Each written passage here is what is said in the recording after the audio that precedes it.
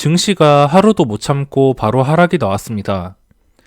하필이면 우리나라 시장이 10월 첫날에 분위기 좋게 출발하고 나서 곧바로 해외 증시가 폭락을 했습니다. 뉴욕 증시가 이동평균선 아래에 있다가 최근 저점을 깨버리는 음봉이 나왔고 우리나라 증시도 하루 만에 분위기가 반전이 되었습니다. 일희일비하기 싫지만 아직까지 장기적인 하락 추세가 끝나지 않은 상태에서 최근 한 달 동안 반등이 나온 상태입니다. 이 자리에서 전 고점을 뚫고선 추가 상승이 나오냐 아니면은 여기서 이제 올랐던 게 끝나고선 다시 저점을 향해서 추가적인 하락이 나오냐, 지금 이 자리가 굉장히 중요한 자리이기 때문에 예민할 수밖에 없습니다. 기관과 외국인이 그 다음 날은 어떤 포지션을 취할지 도저히 하루도 예측이 되지 않는 시장이고, 확실한 것은 주수급 주체인 외국인과 기관이 작년부터 증시를 완전히 올려버릴 생각이 없다는 겁니다. 외국인 기관 입장도 지수를 계속 끌어올리는 것보다 그냥 단기로 단타를 치면서 수익을 챙기는 게 좀 더 짭짤해서 그런지 모르겠지만 증시를 올려줄 생각이 없어 보입니다. 두 가지 문제점이 있다면 삼성전자가 꽤나 묵직한 하락이 나왔습니다. 오늘 마이너스 2.5%, 장중에 좀 아래 꼬리 좀 달고선 반등을 해라 자주 체크를 하면서 봤었는데 지금 결국에는 아래 꼬리도 없는 음봉으로 마감을 하여서 최저점에서 마감을 했습니다. 그래서 저는 이 삼성전자의 물량을 3분의 1을 덜어내고선 매도로 대응을 했습니다. 지수를 책임지는 삼성전자가 5만원을 완벽하게 뚫지 못하고 내려왔고, 그리고 상승 추세가 완전히 그렇다 하더라도 상승 추세가 완전히 꺾인 게 아닙니다. 아직까지 외국인의 매도가 크게 안 나오고 있고, 아직까지는 끝났다고 할 수는 없지만 지금 상태에서는 상당히 좀 위험한 자리라고 할 수 있습니다. 전 고점이 이 47,400원 정도, 이 500원, 400원에서 600원 정도, 그러니까 전 고점까지 내려왔습니다. 마음 같아서는 못 먹어도 고를 외치고 싶습니다. 그리고 한 가지 문제는 바이오 종목들입니다. 현재 시간의 거래에서 이 HLB가 크게 상승을 하고 있습니다. 4% 정도 상승하고 있고, 오늘 시장에서도 양봉을 유지하면서 상승 추세를 계속적으로 유지하고 있습니다. 그나마 희망적인 것이 이 HLB의 분위기를 따라서 또다시 바이오주들이 급등을 하는 것, 그리고 바이오주들이 어제 큰 상승 이후에 상승폭을 크게 반납하지 않았습니다. 추세가 셀트리온 헬스케어, 삼성바이오 이런 묵직한 바이오주들을 보면 장대 양봉이 나온 뒤에 이 양봉을 다 반납을 하지 않았기 때문에 아직까지는 추세가 끝나지 않았습니다. 하지만 문제거리가 있는데 이 외국인의 매도, 외국인의 바이오주 무차별적 공매도가 지금 발목을 잡고 있기 때문에 그 부분이 제일 걱정됩니다. 정말 편하게 보유를 하고 싶고 바이오주들이 이제 이 코스닥을 좀 견인할 것이다 이렇게 믿고 싶은데 외국인이 가만히 냅두지를 않습니다. 그래서 어제 매수를 했던 셀트리온 헬스케어가 오늘 매도를 하고 싶었는데 이 외국인 때문에 정말 힘들었습니다. 누구를 탓하기는 싫지만 외국인이 정말 미웠고, 왜 이렇게 바이오주들의 공매도를 퍼붓는지 정말 미웠습니다. 아무튼 지금 바이오주들이 현재 시간의 거래에서는 떨어지지 않고 있습니다. 시간의 거래에서 유럽 증시가 폭락을 하면서 레버리지가 좀 큰 폭으로 떨어지고 있고 분위기가 좋지가 않습니다. 그리고 코스피 차트도 현재 황금선을 깨버린 상태입니다. 그러니까 이것의 의미는 이때부터 이 장대 음봉, 최근에 떴던 음봉이 좀 큰 상태인데 이 음봉을 빨리 회복하는 그런 상승이 나왔으면은 삼성전자가 5만원을 함께 지수가 상승 분위기로 흘러갔겠지만 이거를 회복하지 못하니까 이런 식으로 계단식으로 하락하고 있습니다. 결국에는 황금선을 깬 상태이고, 이게 단기적인 하락이면 좋겠지만 아무래도 좀 예민한 구간이기 때문에 이렇게 삼성전자도 정리를 하고 어제 매수를 했던 NC소프트도 바로 손절 처리를 했습니다. 시가총액 상위 종목을 보면 오늘 코스피가 좀 많이 떨어졌는데 마이너스 2%가 떨어졌습니다. 상당히 많이 떨어졌고, 시가총액 상위 대형주들을 보면 전부 다 파란색입니다. 그래서 지금은 셀트리온 헬스케어와 그리고 사마 콘텐서, 이거 두 개는 뭐 추가 매수나 손절 없이 계속적으로 보유를 했습니다. 그리고 제가 수행으로 가지고 있는 종목 중에 한 개인 동진 세미캠, 이것도 고점에서 좀 고점을 유지 못할 때 절반의 물량을 덜어냈습니다. 수익 실현을 했는데 오늘 장중에 양봉을 유지하면서 좀 큰 폭으로 오르길 기대했는데 메릴린치의 매수가 엄청나게 이 장 초반부터 들어왔습니다. 거의 정확한 시간은 모르겠는데 한 9시 5분인가 10분부터 메릴린치가 들어와서 상승을 이끌었습니다. 3분봉을 보시면 메릴린치가 이때부터 들어왔습니다. 처음에 어제 미국 증시가 빠져가지고 시작하자마자 마이너스 2% 가까이 갔다가 곧바로 반등을 하면서 메릴린치가 들어왔습니다. 장 초반부터 들어와서 고점을 이렇게 쉬지 않고선 돌파를 해줬는데 나중에 황금선을 깨고선 이 황금선에 머물면서 여기서 매도를 할까 말까 정말 고민을 많이 했습니다. 하지만 코스피 분위기도 안 좋고 나중에 좀 오후장이 답답하고 이 메릴린치의 물량이 또 나올 물량이라는 것을 알기 때문에 일단 절반을 매도를 했습니다. 메릴린치가 고점을 만드는데 도움을 주었지만 최근에 패턴은 뿐만 아니라 모든 종목에서도 메릴린치의 매수가 나오면 하루 이틀 만에 바로 팔고 도망갑니다. 그래서 팔고 도망갈 때는 이런 식으로 주가가 내립니다. 메릴린치가 좀 상승에 기여도가 높은 편이긴 하지만 하락할 때도 26일과 30일 메릴린치가 나간 날을 체크해 보시면 답이 나올 겁니다.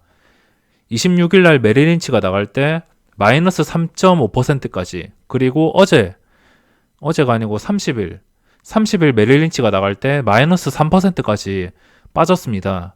그래서 이 큰 물량도 들어와서 빠질 때 한 3%까지 빠지는 것을 또 버티기가 힘들까봐 그냥 고점을 찍었을 때 절반의 물량을 덜어냈습니다. 이렇게 절반의 물량을 덜어냈기 때문에 나머지 물량은 조금 더 여유롭게 대응을 할 수 있습니다. 그게 장점이고, 어떤 종목을 매매하더라도 아무 종목이나 이렇게 사서 어떤 종목이든 상관없습니다. 자기가 들고 있는 종목이 상승했을 때는 일단 마음 편하게 어떤 자리든 간에 확실하게 절반 정도를 수익 실현하는 게 좋습니다. 그래야지 나머지 물량을 못 먹어도 고를 외치면서 이런 식으로 대박이 날 수 있기 때문에, 물론 이런 경우는 흔하지 않습니다. 나머지 절반의 물량을 정말 여유롭게 대응하면서 이런 식의 대박을 노릴 수 있기 때문에 저는 일단은 확실하게 절반을 수익을 실현합니다. 그리고 이게 상황에 따라 다르겠지만 이게 다시 매수가까지 내려온다면은 어쩔 수 없이 나머지 물량은 그냥 못 먹어도 매도, 본전에 매도를 하고, 만약 여기서 운이 좋아서 신고가를 돌파한다면 정말 수익을 최대한 극대화하기 위해서 여유롭게 대응할 수 있는 장점이 있습니다. 그럼 오늘 종목들을 간단하게 살펴보겠습니다.